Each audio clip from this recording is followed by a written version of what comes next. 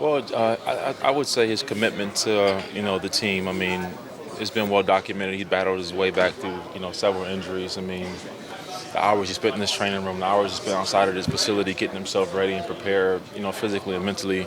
Like, people don't see that. I mean, once the season's over, people are watching basketball and other things. Like, they don't see the guys in here, at 8 o'clock in the morning, staying until 3, trying to rehab an ACL or a shoulder or whatever they're dealing with. I mean, it's literally a off season long of trying to get yourself prepared. I mean, and there's guys that just are literally mentally burnt out from that. You think that Andrew Luck. I mean, he said he hasn't had an off season in 4 years. I mean, think about that.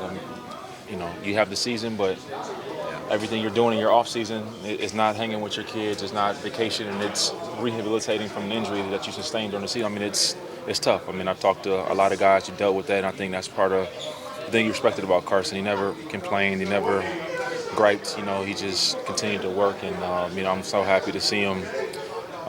Be inducted in the Ring of Honor. He's deserving, and he's a great human being and unbelievable quarterback for us for many years. How about that magical season you guys had? I mean, one win away from the Super Bowl, and just that run, the Green Bay game, so on. So many good memories, I would imagine, with that guy. Yeah, I mean, and I look back even before that 15 season. I mean, 13, and we were knocking on the door. I mean, we were one bad pass interference call in Philadelphia from getting in the playoffs, and we were playing good football during the end of that season. And 14, which I think probably was our best team that we had. Carson went down. We were 8-1, I think, at that time when Carson went down. I mean, like, we were a damn good ball club, and we held on at the end of the year with Drew and obviously Ryan Lindley going down the stretch. But I mean, had we had Carson, I mean, I don't think the other teams were as strong. Carolina in 15 were really, really a good football team. I mean, they were really good ball club. I don't think the NFC was as strong that year in 14. I mean, and our team was pretty good. So, I mean, all the years, he was healthy. We were always right there in the thick of it and a viable option to go deep in the playoffs. How much have you enjoyed the Seattle rivalry over the years? Say what? How much have you enjoyed the Seattle rivalry over the years? And do you have a moment that just stands out to you from playing there? These games you played against them? Yeah, I mean, I think my greatest win I've ever had as a player outside of the playoffs was the 13 win in Seattle for me. That 12 year getting beat 58-0 probably was the most embarrassing time I've ever had in my entire career. I mean, just as a professional to have somebody manhandle you like that and just be embarrassed, on national TV, that really stung. To have that taste and that feeling in your mouth walking out of that locker room, and then coming back the next year and not only to beat them, but to beat them in a fashion that was indicative of what we were trying to do, a physical 4-minute downhill, like what's coming, we impose our will on you, that type of win. It wasn't like we spread them out and beat them like that. It was a physical game, and Seattle's always, with Pete Carroll, has prided themselves on being a physically intimidating, dominating football team. I mean, they won a messy, grimy game like that, and to be able to beat them in that fashion in 13 was definitely probably the victory that stood out to me over my career. You see the same thing from them, same kind of team? Yeah, I mean, obviously the personnel is different. They still got a Hall of Fame Mike linebacker and Bobby Wagner. They got KJ Wright, a fantastic duo of linebackers there, and obviously they got 2 new edge rushers that are damn good. I mean, to get Jadeveon Clowney and I can't pronounce his name. Ante, from Detroit. And I mean, I know he got banged up last year, but the year before that, he's 14, 15 sack guy there. So they can really rush the passer, and they playing pretty much the same scheme, but it's a little different on the back end. Legion of Boom has kind of been broken up a little bit, but they still play really hard, and they got some dynamic playmakers across the board. Larry, that touchdown you caught in the playoff game against the Packers, you get a lot of credit for that. But what about Carson's spin move on that play? No, I mean, it was a broken coverage. I mean, Carson to be able to stay on his feet, being able to spin out of there, and everybody knows Carson knows he's not the most athletic guy. We saw the touchdown against San Francisco. I think that was in 2004 when he almost tripped on the goal line with nobody around. I mean, those plays kind of stick out in my mind, So, to see him spin out of there and find me down the field was, it was a play I'll never forget. He made it all happen, and I just had a little something to do at the end, but I was wide open. Do you think he'll break out the bucket challenge retired outfits to give a speech in like a flamingo? Or? No. He's gonna keep it classy. Shay won't let him do that. What was your favorite? It wasn't Carson. It was actually Drew when he had the makeup on. Had the lipstick on. Remember what game was that when Drew had the dress on? And that was probably the one that really stood out to me. Yeah, I never wanted to participate in that. You wrote the bikini one with the coconut. Yeah, that was bad. Yeah. I think that was something. That was a big adjustment for me. It's kind of like understanding when to be serious and when to play around. And he kind of started understanding that about me. You know what I mean? And learned that was more of my energy and kind of feeding into it. You know what I mean? He always kind of fed my flame a little bit, and it would always amp me up if he would see me make a big block or something after the play. And even if he see me get beat on something, he's like I said, he expects such a high level from his guys. And when you set the tempo, he's expecting that tempo every time. You know what I mean? So, like I said, I'm just blessed to be able to be around a dude like that to kind of instill those values early on in my career. Was he good about other guys who were real different from you, maybe quieter, or knowing how to get them in the right place? Yeah, I think that was always one of his good things. He always, the people that he was around, he took the time to understand them and understand how they tick and the type of guys that they were. Some guys that he knew he could joke around with and play around with. Some guys that he knew that wasn't their personality. You know what I mean? He always understood that around the people that he was around. DJ, Seattle present a tough challenge this week. Oh yeah, I think this is NFL. I think that. These guys are everybody that you're going against in these leagues week in and week out are NFL players. You know what I mean? These guys are legit. So I'm just excited for the opportunity for us to go out there and battle and compete with these dudes. How do you think you've played so far in those seasons, John?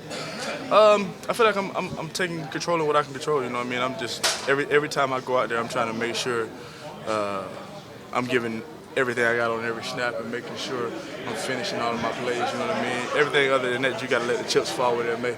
As long as you're going out there emptying the clip every play and you're giving your best effort and you're working your technique like you can, I think there's nothing that you can argue with. I feel like I've been holding my weight like I'm supposed to.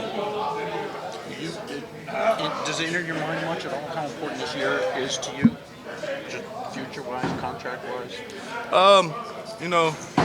That's one of those pills I swallowed a long time ago. You know what I mean? And I figured out that thinking about it is not going to do anything for you. You know what I mean? You can think all day about a paycheck. It's still not Friday. You know what I mean? Friday is going to come when it comes. It's inevitable. If you're working all week like you're supposed to, Friday is inevitable. You know what I mean? So I just try to keep it in that frame of mind and understanding that if I continue to do what I've been doing, everything is going to fall in place like it's supposed to. You know what I mean? My main goal is trying to put us in a position to make sure we get our first win on the books. You know what I mean? And I think if I continue to take it a week at a time, a day at a time, that, like I said, all those chips are going to fall into place like they're supposed to. You know what I mean? You can't delay the inevitable. You know what I mean? You can delay it, but you can't. The inevitable is going to happen. When did you swallow that pill? What did you learn that from? Early in your career? Yeah. I think just early in my career, just coming into the league and wanting so much from the league and not understanding that you can't just come in the league demanding things if you ain't put in the work to get it. You know what I mean? So I think just kind of having to fight those internal battles on a daily basis, and like, this is a humbling league. You know what I mean? So I've had those moments where I've had to be humble. So it becomes a thing where it's like the one thing that I can't control is every snap that I take. You know what I mean? So from there, I don't know what else I can do other than that. I got somebody hired to handle that stuff upstairs. You know what I mean? I let them handle that, and I'm do my thing out there on the field. You know what I mean? Like I said, the chips will fall in place like they're supposed to. You feel you're better this year than you've been? Oh yeah, 100%. I mean, I think that's clear. You watch the film. I think my pass protection game is elevated, and I'm continuing to try to roll guys off the ball in the run game. So I think every day I can feel myself moving the needle. You know what I mean? That's something me and Kuz work on all the time. Just working constant consistency and making sure I'm moving the needle every day, getting better every day. Average. First two games I thought we took some positive steps, each week. Obviously last week wasn't very good.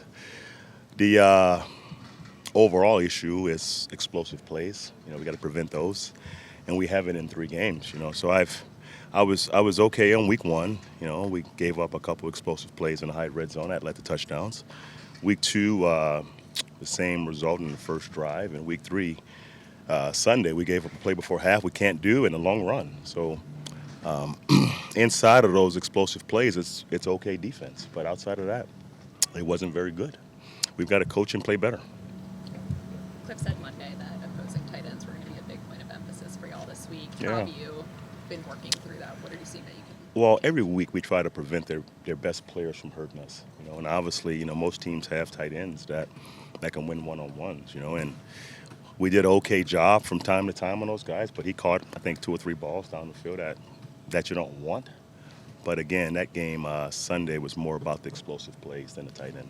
How much consideration have you given to moving Buda to the box that Mm-hmm. covered today? Well, Buda covered him a couple times. He covered him, I think, 2 times. Sometimes the motions and rotations determine who's covering the tight end. You can't just play your hand from pre-snap sometimes with having one guy down. So we try to disguise and rotate our safeties, and sometimes it's one guy or the other. But again, we got to have a better plan moving forward with tight ends. That's obviously special players, but our overall focus is to improve every week, and this week we didn't, and that was the biggest letdown for me. Week 1 and week 2, I thought we got better, but this past weekend we took 3 steps back, and that's disappointing. Go ahead. So now that you've been through 3 games, how have the cornerbacks and the secondary overall held up without having Patrick and Alford? I mean, are you finding yourself having to adjust even more than you thought you were going to? I mean, Something, we have good enough players to play better. And again, guys, when you watch us play, it's okay football from time to time. It's the big plays you can't give up. Every team's fixing just football plays. But the good teams aren't giving up 76-yard runs and 59-yard pass completions before half, and that's where we have to improve. The rest, our guys are fully engaged. They're working hard. They're making plays. Chandler had a great game last week, but the explosive plays, that leads to points, and it's our job to keep the points to a minimum. And when you're giving up explosive plays, you can't. The rest is just ball, guys. Everybody's fixing those problems, but the 2 explosives last week is unacceptable from my part and from the players' part.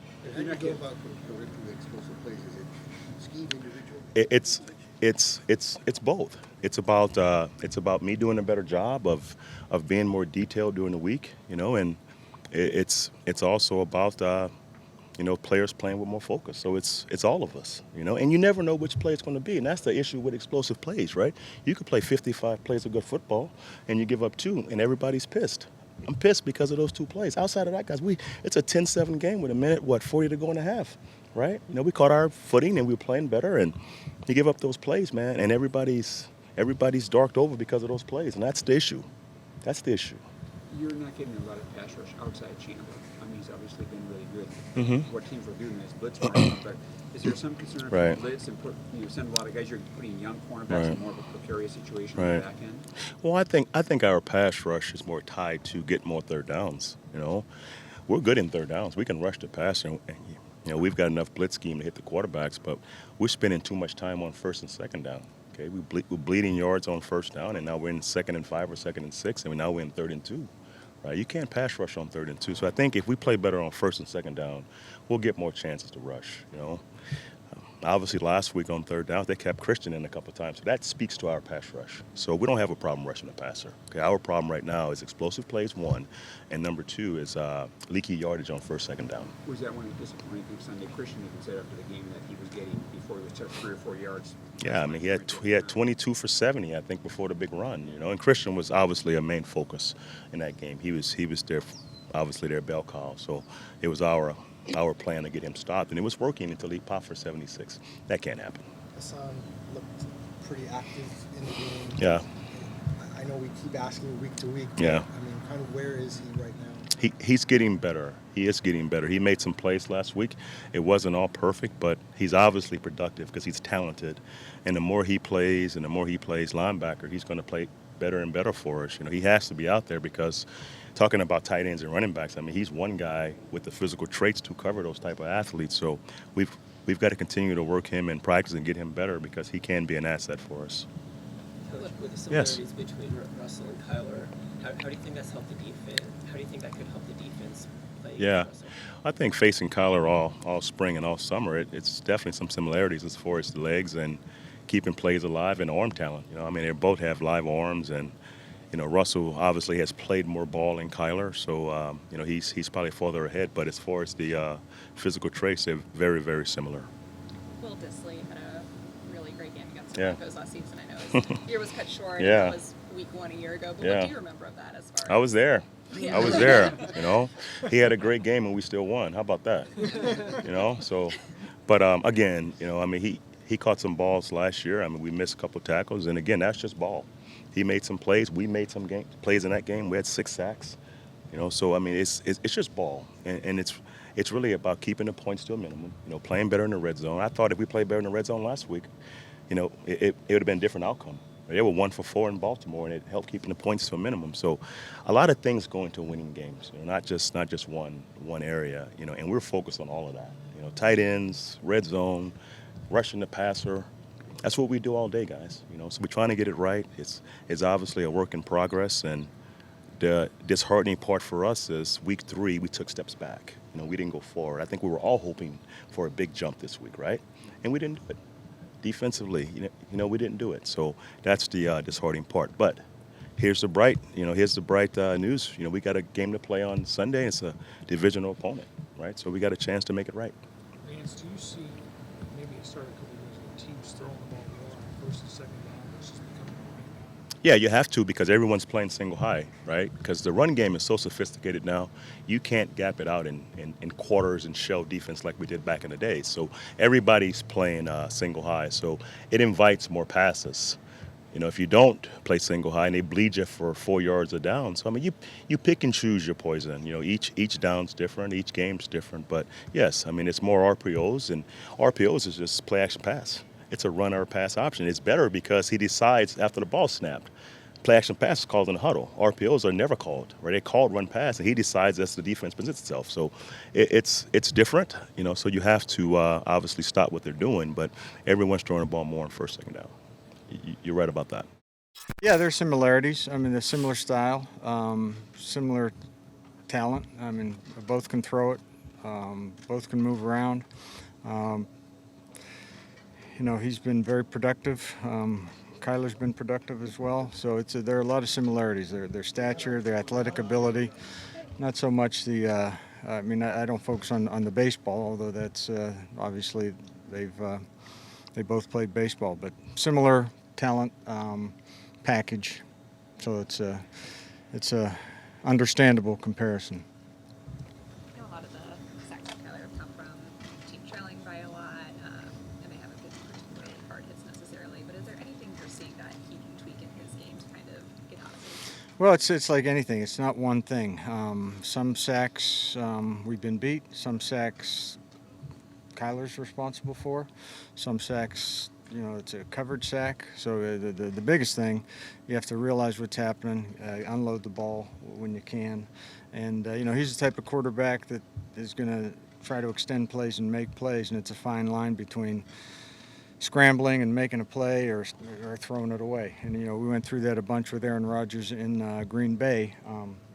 So you look at the end of the year, we looked at all the scrambles, we looked at all the sacks, and you make a lot of big plays on those scrambles. So it's with a guy who can move around, it's just you have to be smart about it, know when to throw it away. But if you're gonna err on one side or the other, it's probably scramble to make a play because of the type of talent he has. But a couple of the sacks, I mean, he's been outside the pocket and, you know, he doesn't get hit. He runs out of bounds, and it's been 2 or 3 yards, and that's counted as a sack. And that's so. But as I said, it's a combination of things. It's not all one situation. So the more he sees it, the more he feels it, the more he plays it. We hope to minimize those. How do you balance kind of, you have to feel it out and you have to accept that some of it's going to happen based off his style of play, but making sure it doesn't get to be too much?